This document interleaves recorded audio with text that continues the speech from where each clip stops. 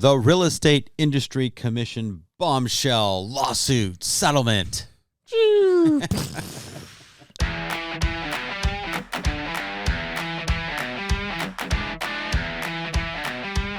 You're listening to the Home Seller's Advantage. I'm Aaron Zapata, your co-host. And I'm Todd Anderson, your other co-host. We are the Bald Brothers team at Impact Realty Group with Real Broker, and we are here to give you the home seller's advantage. You can find us online at www.baldbrothers.tv. Again, that's baldbrothers.tv. Or you can call us at 833-305-BALD. That's 833-305-2253 today. Welcome back. Welcome back, Aaron. Actually, it is a welcome back for me. Yeah, it is. You were out. You were up in Bishop. In Bishop, California, doing some missionary work with my son's school, the Orange Lutheran High School in the city of Orange, California. In fact, he's a senior, so this is his last mission trip with the missions department there. Yep. Yeah. People want to say, well, where is Bishop? Bishop is on the way up to Mammoth Lakes along the Sierra Nevada mountain range. It's actually a beautiful, beautiful drive, especially as you go up from Bishop through Mammoth and it's so gorgeous. On your way up to Lake Tahoe, So that whole gorgeous. area. Yeah. Just in awe. Majestic. Yeah, absolutely. And right now there's snow on the mountains, and it is beautiful. But, that's not the topic of today. No, today we're talking about bombs. We're talking about bombshell lawsuits, craziness in the real estate world. In fact, some of the biggest changes to happen in over 100 years. Yeah. In the way, supposedly in the way that we are going to be practicing real estate come midsummer. But before we do that, yes, let me just remind people that our goal right now for you, the homeowner, is to empower you to make informed and intelligent decisions. You are sitting on the largest asset that you own in most cases, and we want you to be informed. And this conversation is a lot longer than the 25 minutes that we're going to give to it today, but it is a conversation starter. So we want you to know that you're going to have questions that go unanswered today in our episode. And you're going to need to call us and ask us specifics pertaining to your own situation. Because remember, we are not attorneys. We're not CPAs. We're not giving you legal advice, and we're not your broker. And so we are simply talking about all of the news headlines and the hubbub that is currently going on in the world of real estate. So the phone number where you can reach us is 833-305-BALD. That's 833-305-BALD. Give us a call 24/7. We've got an answering service, and they will take your name and phone number and an email address so that we can get back in touch with you and continue this conversation one-on-one. And if you don't want to hunt and peck and try to figure out how to spell BALD with numbers, it's 833-305-2253. And if you forgot, go back and rewind 5 seconds and listen to it again. That's the benefit of doing online digital, yes. Listening. If it's not on the radio, you can always rewind it. So this is actually a really big story because I don't know about you. I think you've had probably even more so than me, had people coming up and just randomly who know what we do for a living want to talk about this because this is not just something that we know about in the industry, but it's actually made national headlines. And of course, as is often the case with the news media, anything that can be accentuated and anything that is dramatic makes the headlines. And this has become quite a dramatic story when it comes to real estate. Yeah, it really is. And a little bit of background on this commission lawsuit. In Kansas City, Missouri, there was an attorney who was able to get a class action lawsuit against the National Association of Realtors and a bunch of other major players in the industry. A couple of them settled out before the jury. The National Association of Realtors did not. They said, hey, we're going to win this thing. It's a no-brainer. And the accusation was that all realtors get together and we collude with each other to keep commission rates high, and therefore we are costing the homeowners and home buyers a lot of money because we simply should not be charging 6% or 5% or whatever the case may be. Even though the law says that commissions, especially in California, are negotiable. Every time you talk with a realtor, it's negotiable. There's no fixed rate that we charge. So they just went in with this foregone conclusion that they're going to win, and it's a no-brainer. Yeah. So they did a terrible job litigating it on behalf of the realtors and on behalf of homeowners, saying, hey, look, this is not true. Homeowners have choices. They just thought they were going to win, so they did a terrible and weak job presenting their arguments, 2.5 hours of deliberation, and the National Association of Realtors and all these companies are found guilty of collusion, and they issued this $1.8 billion settlement, punitive damages, all that kind of stuff. Anyways, that's the background. Last Friday, March 15th, the National Association of Realtors proposed a settlement. And by the way, I have to throw this in here. Throw it in. What was March 15th? That was the Ides of March. That was 2 days before my birthday. Yeah.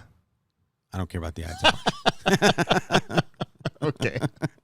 All right, let's get back to let's it. move. For somebody who likes the Ides of Or March, voting. there you go.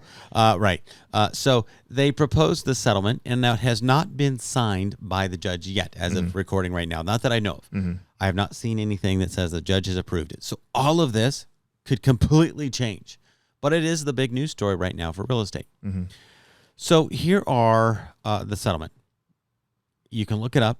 Just look up NAR settlement lawsuit. It's 108 pages. The settlement is. And the first thing is that, and by the way, NAR is National Association of Realtors, NAR. Yes.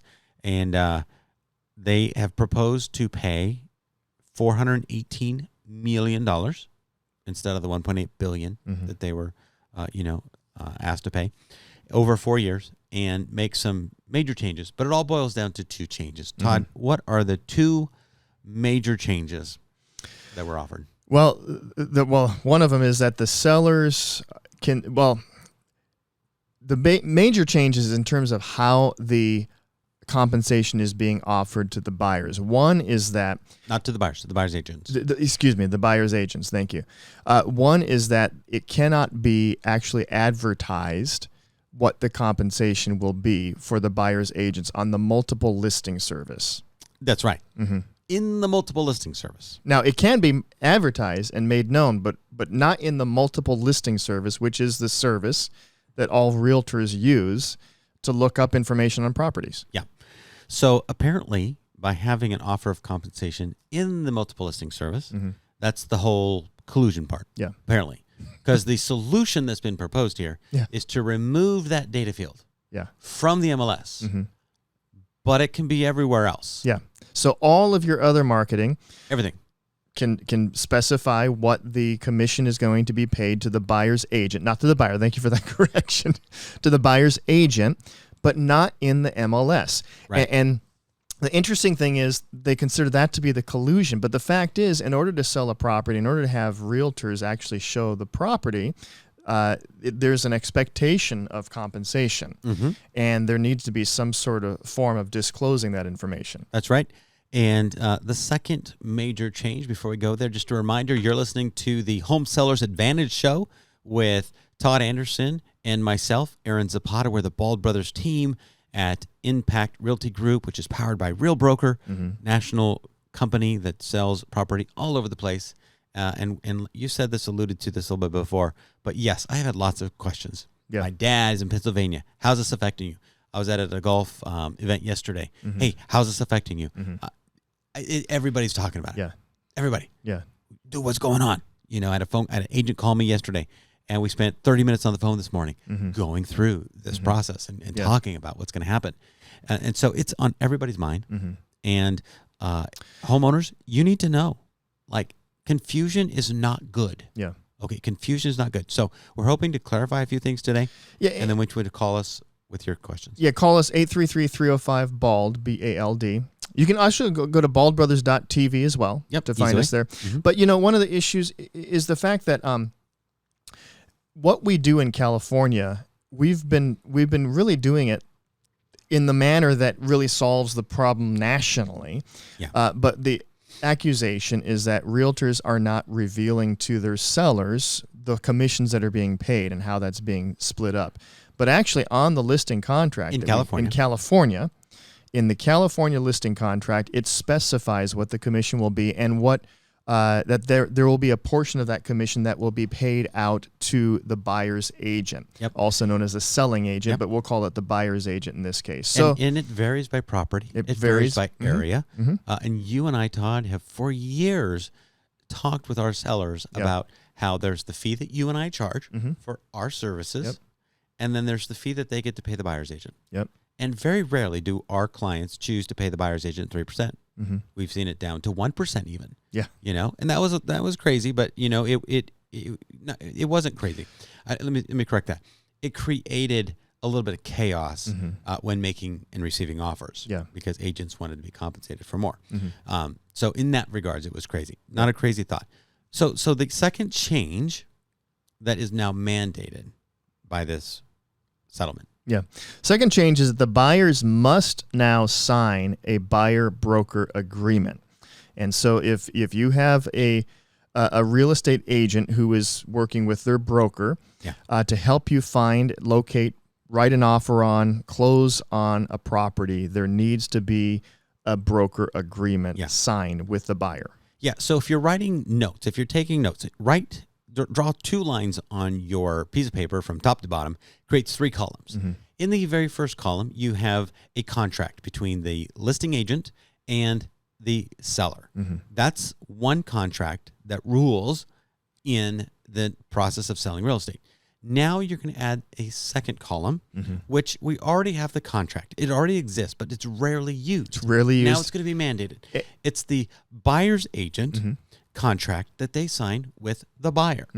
So now you have contract 1 with the seller, contract 2 with the buyer, and the third contract that rules a transaction is the purchase contract between buyer and seller.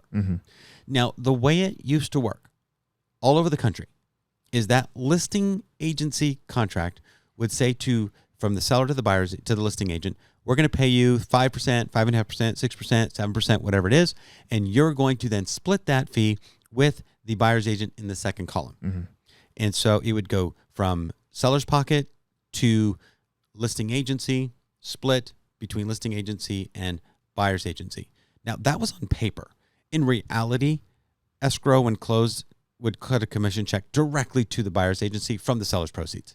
So there was already like a direct payment. It never came to me, the listing broker, and then I had to create a new check and cut it out to the buyer's side. It always went, full disclosure, California, directly over. So, but now we have this buyer's agreement. So let's talk about, I'm going to talk about that specific buyer's agreement because that's kind of a big change in nature. What is a buyer's agreement, Todd, and how does it work? So a buyer's agreement is the buyer, it's just like it sounds. The buyer signs an agreement with the agent, with the real estate agent. Technically, it's with the broker and that agent who's working with that broker. That agent will represent, or that broker will represent that buyer for the purchase of a property. So there's an agreement that this is your agent who is representing you. But along with that now there will be a representation of commission as well. And that commission typically will come from the seller. Used to. Used to. But now there's a little bit of changes in terms of how this is going to be drawn up in the broker, the buyer-broker agreement. The buyer-broker agreement basically says, if I'm your agent and you're my buyer, you're going to pay me X% of the sales price for my representation. The current broker agreement says that I can either get paid from you, the buyer, or from the seller. And if I get paid from the seller, I don't need to come to you. Now, that, in theory, is still going to operate the same way. So, but now we have it in writing. And now we have buyers making commitments to pay and compensate their agent. Now, we have this conversation with sellers, so it's not like a surprise. If you're a seller, you need to know. Listing agents do a bulk of the work, the heavy lifting when it comes to selling your property. The staging, the estate sale, everything else that goes prior to listing the home on the market. Buyers are searching in the internet. They love the pictures. They love the property description. They're already looking in the neighborhood. They find that, and then they make the proactive call to their agent. Agent shows up. Agent shows the property. Agent writes the contract, and they get paid. Now, that's an oversimplification of thing, and all you buyer's agents out there listening to our show are mad at me right now. There is more to it than that. Right? But I'm totally simplifying it. And so what this whole thing is about is, do you as the seller pay the agent that's going to represent your opponent per se? Has that changed? Well, I have sellers saying, so I guess I don't need to pay a commission anymore. So that's what we're going to talk about today. Let's talk about that in a little more details. Yeah. So because in theory, right, it sounds like, hey, that sounds like that makes sense. But in practice, that will actually hurt the seller when it comes to finding. I mean, we really work off of the multiplicity of offers coming in on a property, which really brings that property value up. When there's no longer an offer of compensation, you've cut out some of the buyers and their ability, because some buyers are not going to be in the position where they can pay their agent on top of the loan and their additional closing costs. Right. And so that will remove some of the offers that are coming too. So more than likely what's going to happen is we're going to have some growing pains for sure as people try to figure out how this works. But really, at the end of the day, nothing's really going to change in terms of how the compensation will work as far as practice. That's right. And let's walk through that, because right now, the myth is that sellers no longer need to pay buyer's agents. And the reality is you've never had to pay a buyer's agent. Yeah. We did have to have an offer of compensation, but it could be as little as $1 to go in the MLS. Okay, so realistically, legally, you have never had to pay a buyer's agent, but it's the common practice. And here's why. Because when you put money out there, it draws agents' attention to show the property. So sellers can still compensate buyer's agents, even in this new settlement. That's not going away. The difference is that compensation cannot be offered in the MLS. It can be offered everywhere else. And there's ways in the MLS to say that a seller's willing to cover closing costs for a buyer. Yeah. Which then, of course, the buyer can say, "Oh, I can use that to pay for my agent." Yes, you can. So we can't call it compensation, but we can still talk about it. So it's kind of really stupid, but it is what it is. And then the last thing is that buyers will now be fully on the hook to compensate buyer's agents if those buyer's agents aren't compensated by the sellers. That's right. So Orange County, $1.4 million is the median sales price right now. 1.4. Yeah. Okay, let's use that number. I'm going to get my calculator. That's on a 2%, that's $28,000. Yeah. Yep. Right. So you're smart. And that's typically would be what we'd consider the minimum. It would be the minimum in most cases. Now, sometimes you have things lower than 2%, but normally 2% is kind of the bottom level of what we see for buyer compensation, buyer agent compensation. So let's say I meet with you and you're my buyer, and I say, okay, here's the deal. It's going to be a minimum of 2% compensation. If they offer more than that, or I can negotiate more than that for myself, I get to keep the difference. So either they have to come up with $28,000 to pay me, or they're going to say, Mr. Aaron, we don't have the $28,000. What do we do? And I said, well, I can either try to negotiate with you, or we can just take all those homes off the table so you don't have to look at them. And they're going to probably say, I can't afford to pay you, and I need you now. I'm required now to sign something with you. So let's not go look at those homes. Yeah. And so that goes back to what I was saying earlier. Buyers go away. You have buyers go away, which does not work in the interest of sellers. Yeah. So we're back to square one, what's the solution? Well, offer the compensation. Right. And if they don't offer the compensation and they can't afford to pay their agent, they're still going to ask for it in their offer. Yes. Which is kind of sad, because compensation used to not be a part of the contract that a buyer and seller are negotiating. But now they're going to have to negotiate in writing. Okay, so where I'm going to buy this house, I'm going to put 20% down, and then you, the seller, are going to pay the buyer's agent 2.5% directly. You're not paying your agency anymore. You're paying them directly. And we don't know how that's all going to look. Our forms are all going to change by mid-July if all this goes through. But at the end of the day, the seller's going to end up having to pay for it if they want to get mass, showings. Yeah. Where everybody who's out there qualified and buying, they're just going to have to. Yeah. Because they're going to pay for one or the other. Or they're going to lower the price drastically on the offer price. The buyer's going to say, well, I can't afford to pay that price plus pay you, so we're going to have to lower the purchase price by $28,000 so that I can pay you that money. Yeah. And then it ends up hurting the seller anyways. Yeah. At the end of the day, the bottom line is that the sellers are going to potentially see less in their pockets. Yeah. And getting back to the purpose statement for this show, the Home Seller's Advantage, our purpose in doing all of this is to help better educate you as a seller what you can do to maximize the return on your home when it comes to selling it. And so in most cases, it's really not going to change in terms of what our advice is to the seller when it comes to compensation. Yeah. Now, something that you mentioned just a moment ago, that if it's not offered, that agents will then write in the offer that there will be a compensation coming to them.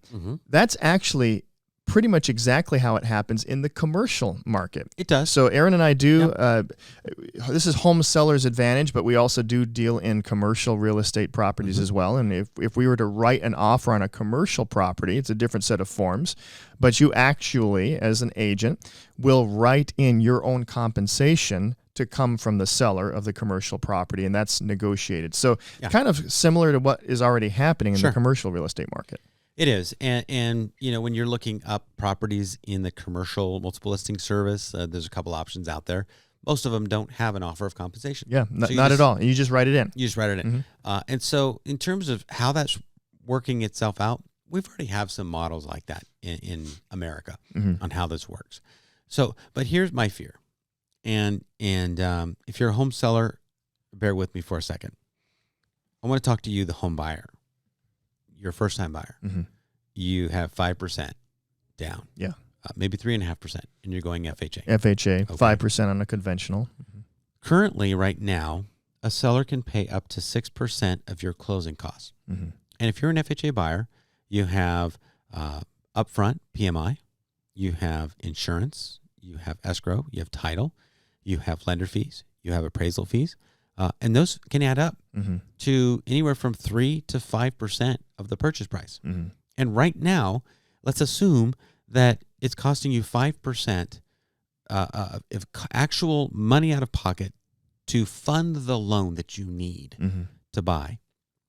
And there's a 6% cap with the federal loans for these kind of programs right now.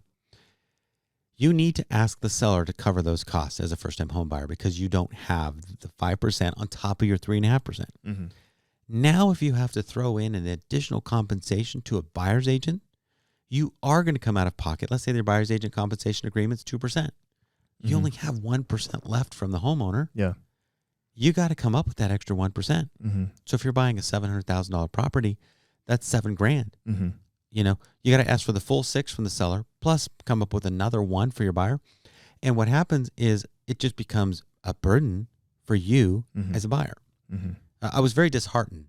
I saw on Sunday that an article was written by the Wall Street Journal, and it said that buyers' commissions to be lowered for buyers. And I'm like, okay, this is misleading. Yeah.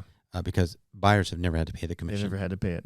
And now it's saying that those commissions are going to be, more effective, more, less costly to buyers. And I'm like, no, it's going to become a new cost. It's a new cost to the buyer. Cost to the buyer. It's very deceptive in how these things are packaged. Yeah. And should a buyers pay their own agent to represent them? Would that create fairness? Perhaps. I mean, that's one good thing is you're going to have very good definition and clarity of representation.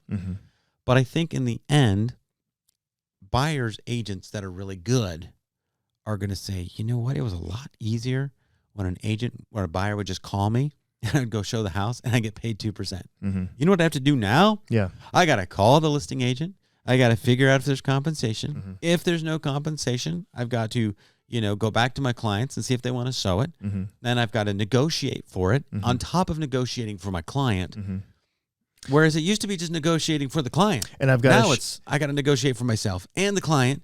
Yep. And I've got to show that I've got a buyer representation agreement before I can show the property. Yeah. And so now it does create a lot of confusion. And the best buyer's agents who are skilled at getting offers accepted, at doing all this research, are going to turn around and they're going to say, you know what? I'm not working for 2% anymore. Mm-hmm. I'm going to work for 3%. Yeah. After all this, because it's more work. It's more work now. And so I think there's the potential for all of this to backfire Mm-hmm. when it all works itself out. And everybody's going to throw up their hands in the air and say it was so much better the way it was for the last 100 years. Maybe it wasn't broken. Yeah. And so however it looks on paper, I think we're going to revert back to old habits. Yeah. I think you're right. It's kind of like I was thinking, you're making yourself a sandwich. You have the bottom layer. You've got the mayonnaise. You've got the ham, the Gouda cheese, whatever. You're making a perfect sandwich, and you're about to eat it, and someone comes along and says, "Oh, you like this sandwich, huh?" And they take it apart. They throw the ham over there, and the top layer of bread over here, and the lettuce, and then they walk away and say, "Enjoy your sandwich." And we're trying to put it all back together again. Right. So as we wrap up here, there's so much more. We could literally go an hour and a half on this. But here's the good. We do have clear definition of representation. Mm-hmm. That's good. Yeah. You have a seller's agent. You have a buyer's agent. They're arguing for each other's sides. Mm-hmm. That's good. The bad. There's confusion. Mm-hmm. It's creating confusion. It's confusion is the biggest issue. Yeah. In fact, our opinions today might be confusing you because it conflicts with some other guru that you were listening to on YouTube yesterday. Yeah. Okay. So it creates confusion. I believe it's going to create more costs. Mm-hmm. Todd and I, when we go out and talk with sellers about this issue now, we're saying, look, it's going to create a lot more work for us as listing agents because now we have to educate and inform every agent that comes through the door about what's required and what's necessary and what's being offered. We're going to have to field 10 more phone calls per showing per day about compensation. Like, it's going to send our workload through the roof. We're not opposed to work, but compensation is a part of work.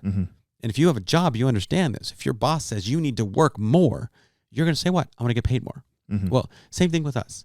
We're going to ask for more compensation on the listing side. It just is what it is. We've already started that. Yeah. And you know what? Sellers understand. The sellers that we want to work with understand that there's value in our time. And so it's going to create more costs for sellers. As we discussed in our little example, I think it's going to cost more for buyers. And so the cost of doing real estate and buying, selling is going to go up. Yeah. And here's the last thing that no one's talking about. VA loans currently right now do not allow the buyer's agent to be compensated by the buyer. So if you're a VA buyer, you better be buying a property between now and mid-July. Yeah. Because until the government gets their loan product figured out to allow you to compensate your buyer's agent, you're going to be stuck without a loan. Yeah. And I hope that comes sooner than later. We can't be waiting mid-July on pins and needles for all of our veterans to figure out how they're going to buy a house. Yeah. Which I think is totally unfair. So what's the fallout? Well, before the fallout, I have a question. Yes. You just mentioned July. So what does our timing look like on this? Yeah. People probably want to know, how quickly will these changes be made if they are being made? The proposal says that if everything gets signed off by the judge, that by mid-July, these changes should be in. All the MLS compensation goes away. The buyer-broker agreement comes into play, and we are supposedly on a new equal playing field for everybody. Yeah. Yeah. And folks, mid-July is not far away. Nope. It is not far away. I don't know how 1.2 million realtors or 1.6 or whatever, how many licensed agents in the country are going to get up to speed and updated.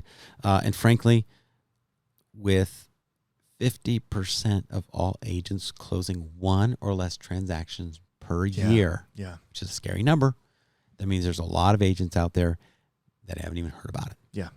They don't even know this is happening. Uninformed and uneducated on it. And but that adds to the difficulty. But you, our listener, we love you because you are now informed and up to date as we can make you in a general sense. And knowledge is power. That's right. So the fallout, now that we're here, is that we are going to have a period of uncertainty. Yep.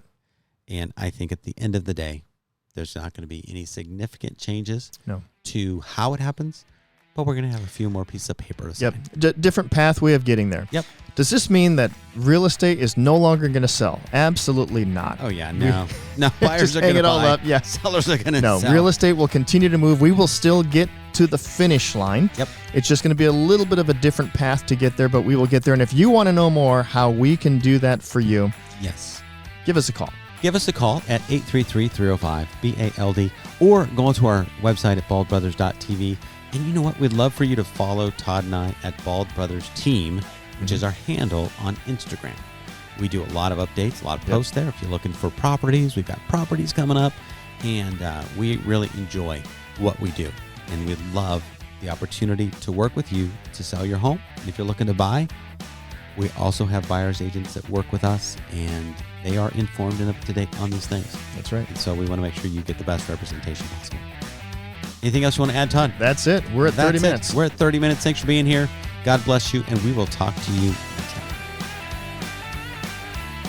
The Bald Brothers Team is a licensed DBA of Real Broker, licensed by the California Department of Real Estate, number 02022-092. Again, we do not give any real estate, legal, or financial advice. If you'd like to reach out to us, you can call us at 833-305-BALD, or you can reach us online at baldbrothers.tv. Equal housing opportunity.